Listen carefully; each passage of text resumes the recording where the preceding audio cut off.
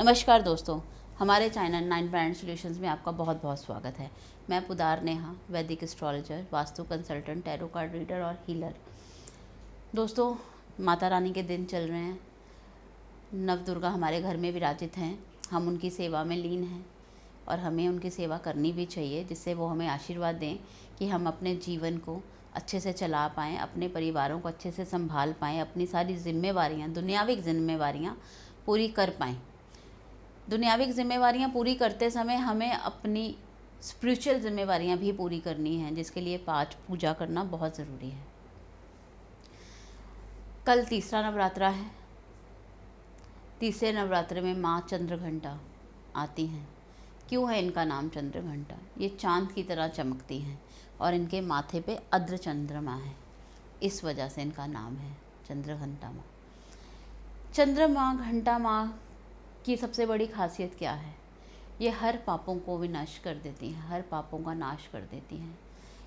इंसान अगर सच्चे मन से ध्याए और सोचे कि मेरे से जो गलतियाँ अपनी लाइफ में हो गई हैं, मैं उससे कानों को हाथ लगाता हूँ और अब मैं माँ को मन वचन ध्यान से उनकी आराधना करता हूँ और वचन लेता हूँ कि अब मैं कोई गलतियाँ नहीं करूँगा या करूँगी, तो माँ चंद्रघंटा उनकी हर गलतियों का, उनके पापों का विनाश करती हैं और उनको अगले अच्छे जीवन की तरफ ले जाने के लिए सहायक देती हैं। ये कल्याण करती हैं भक्तों का। माँ चंद्रघंटा के 10 हाथ हैं। उनके हर हाथ में धनुष है, बाण है, शस्त्र हैं, अस्त्र हैं। माँ हर हाथ से मतलब अपने भक्त का कर रही हैं, उनको ध्या रही हैं। किसी भी जातक को या किसी भी इंसान को ये लगता है कि हमारे ऊपर कोई ऊपरी छाया है, कोई ऊपरी बाधा है, तो माँ चंद्रघंटा की पूजा ज़रूर करें, क्योंकि माँ चंद्रघंटा की पूजा करने वालों को ये वाली बाधाएं कभी तंग नहीं करती। ऐसी बाधाएं उस इंसान के ऊपर कभी भी भारी नहीं होती, क्योंकि माँ चंद्रघंटा अपनी 10 भुजाओं से हर चीज़ को हर लेती हैं। आधा चंद्रमा अपने माथे पे विराज हैं, चांद की तरह चमक रही हैं, तो नूर कितना होगा आप समझ ही सकते हैं।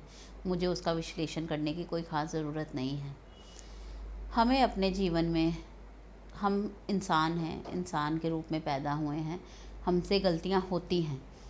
मैं ये नहीं कहती कि हमसे कभी गलतियां नहीं होती, लेकिन अगर हम अपनी गलतियों की माफ़ी मांग के अपने जीवन को आगे की तरफ लेके जाते हैं, तो परमात्मा हमें ज़रूर माफ़ कर देता है। आप तीसरे नवरात्रे के दिन क्या कर सकते हैं?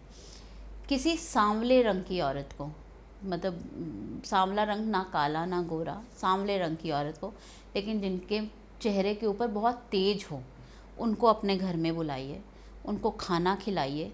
खाने में दही और हलवा ज़रूर खिलाइए और गिफ्ट में उनको, जब वो जाएं, उनको गिफ्ट में एक कमंडल और एक घंटी, मंदिर की घंटी आती है ना, वो आपको उनको गिफ्ट दीजिए। और उसके बाद माँ के आगे प्रण लीजिए कि मैं अब ऐसा कुछ नहीं। देखिए, हमें कोई आके नहीं बताता कि तूने पाप किया है। हमारी इनर कॉन्शियस भी हमें बोलती है, हमें बताती है कि हमसे गलती हुई है, ये हमने पाप किया है। गलती वो होती है जो हमने एक बार की है, और पाप वही होता है जब हमने उसी गलती को रिपीट किया है। अगर आपसे कोई पाप भी हुआ है, उसकी माफ़ी मांगिए परमात्मा से, अपना मन साफ़ करके। जो मैंने आपको एक छोटी सी रेमेडी बताई है उसको कीजिए।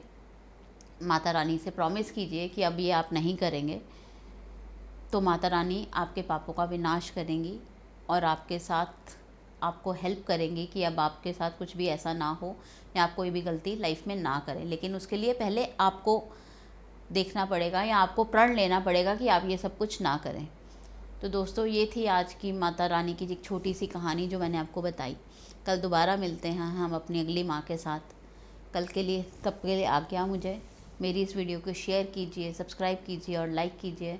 कमेंट बॉक्स में अगर आपका कोई भी क्वेश्चन हो, कोई भी क्वायरी हो, तो आप मुझसे पूछ सकते हैं, मैं आपको ज़रूर बताऊंगी। धन्यवाद दोस्तों।